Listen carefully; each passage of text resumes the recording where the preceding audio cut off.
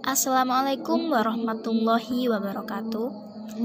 Di sini kami dari kelompok 6 akan menjadi pembanding dari kelompok 3, yaitu dengan pembahasan geohistory Lembah Sungai Kuning atau Sungai Huangho pada masa Kekaisaran.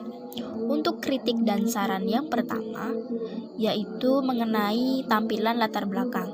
Di dalam PPT, kelompok belum menampilkan latar belakang masalah dari makalah ini.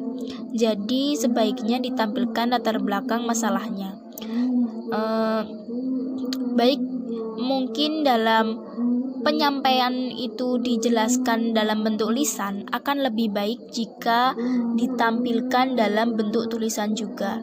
Dan saran kami, penampilan latar belakangnya itu lebih baik ditampilkan dalam bentuk poin per poin, seperti itu. Baik, selanjutnya akan dilanjutkan oleh rekan saya.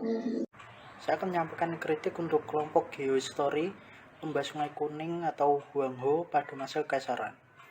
Yang pertama adalah adanya kesalahan tulis dan kurangnya konsistensi dalam penulisan. Seperti dalam judul ditulis Lembah Kuning atau Huangho, namun pada slide presentasi masih ditulis berbeda. Satunya tulis Sungai Kuning, dan pada slide berikutnya Sungai Huangho, dan pada slide peta yang selanjutnya ditulis kembali menjadi Sungai Kuning. Untuk sarannya sebaiknya pilih salah satu untuk judul dan ditulis selanjutnya juga harus milihnya salah satu. Berikutnya penjelasan pada patung Bodhisattva. Pada bagian patung Bodhisattva kurang jelas. Ketidakjelasan ini ada di bagian kerajaan yang dimaksud. Sejauh pengetahuan saya, dinasti Cina itu berlangsung cukup lama sehingga banyak kerajaan dan raja-raja yang berkuasa. Lalu selain itu, kesalahan penulisan juga terjadi, yaitu pada penulisan tahun. Tahunnya ditulis tahun sekian, tidak mencantumkan era tertentu seperti sebelum Masehi atau Masehi. Dan yang terakhir adalah pada slide peradaban budaya fisik disebut Cina, tapi di akhir disebut Tiongkok kuno. Di sini terlihat adanya ketidakkonsistensian dalam penulisan.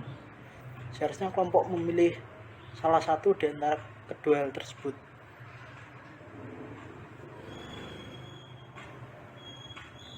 Saya Gumilang Fubi Manadika. Saya akan melanjutkan dari pemaparan teman saya terkait penjelasan dan koreksi maupun review dari kelompok 3. Di sini saya akan memaparkan dan mereview dari bagaimana peta itu sendiri, unsur peta yang telah dikemukakan dan dipaparkan oleh kelompok 3. Di sini bisa kita lihat unsur peta sudah cukup terpenuhi. Dataran tinggi, dataran rendah pun cukup jelas di sini. Kontrasnya pun warnanya cukup kontras sehingga bisa dilihat dan bisa kita bedakan dengan seksama. Pun legendanya sudah cukup lengkap. Namun ada beberapa yang kurang, di mana masih kurang adanya peradaban kuno di daerah Sungai Kuning itu sendiri. Jadi masih belum ada kota ataupun peradaban yang bisa terlihat di sini. Selebihnya cukup baik di peta ini. Selanjutnya saya akan beralih ke selanjutnya. Pada slide ini bisa terlihat ini merupakan pemaparan dari peta kondisi Sungai Huangho saat banjir. Di sini juga cukup terlihat beda, di mana sungainya sudah terlihat jauh membesar, dan itu perbedaan yang cukup mendasar. Sama halnya dengan yang tadi, ini juga sudah cukup baik dengan unsur warnanya cukup mencolok, kontras juga antara dataran tinggi dan dataran rendah cukup jelas terlihat, dan beberapa legenda juga sudah terpenuhi. Unsur-unsur peta pun juga sudah terpenuhi. Beralih ke slide selanjutnya. Baik, di sini merupakan peta persebaran hasil kebudayaan material Lembah Sungai Kuning pada masa Kekaisaran. Di sini kelompok 3 sedikitnya ada kekurangan, di mana ada beberapa poin anak panah dari material kebudayaan yang tidak mengarah kepada situs itu sendiri, di mana ada beberapa contoh pada peninggalan puncak 9 pagoda ini tidak menunjuk salah satu situs itu sendiri, tidak ada ikon situs, jadi tidak dijelaskan di mana situs itu berada, yang ditunjukkan ke arah panah itu aja tanpa ada simbol atau ikon situs di sana. Sama halnya dengan patung Bodhisatya, di sana juga tidak terlihat jelas di manakah letaknya situsnya berada. Di sini juga masih ada kekurangannya. Selain itu tidak ada unsur sungai di sini. Padahal di sini merupakan peta persebaran hasil kebudayaan material lembah Sungai Kuning. Namun sayangnya di sini tidak ada unsur sungai terlihat jelas di peta.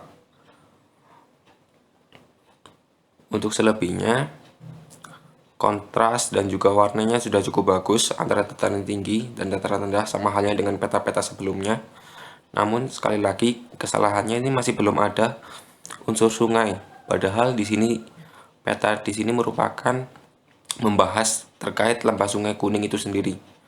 Namun di sini sayang sekali tidak ada unsur sungai di dalamnya, dan juga beberapa arah dan juga poin yang tidak mengarah kepada situs ataupun ikon yang tidak muncul di peta itu sendiri.